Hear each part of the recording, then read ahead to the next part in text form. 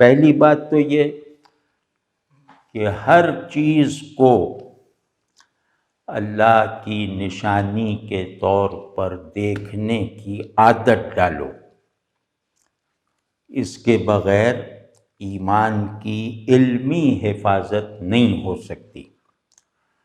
اور دوسرے یہ کہ ہر حال، ہر عمل، زندگی کے ہر لمحے کو اللہ کی خوشنودی کے مقصود تک پہنچنے کا زندہ ذریعہ بناؤ۔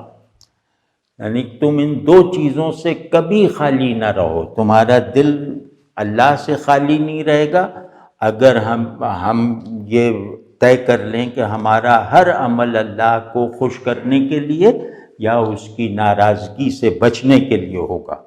اور اسی طرح ہمارے تمام علوم کی کسوٹی یہ ہوگی کہ ہر علم جو ہے وہ اللہ کی معرفت میں ایک مثبت کردار ادا کرتا ہوا دکھائے۔ ہر علم اپنی اپنی جگہ توحید کا اثبات کرنے والی ایک بہت آرگنائزڈ منطق بن جائے۔ یہ اگر ہم نے نہ کیا تو مجھے ڈر ہے کہ الحاد کی رفتار مغرب کے مسلم معاشروں میں اتنی نہیں ہوگی جتنی ہمارے یہاں ہوگی، اور خصوصاً جدید تعلیمی اداروں میں یا جدید طرز زندگی اختیار کرنے والوں میں یا جدید طرز زندگی کی کشش محسوس کرنے والوں میں۔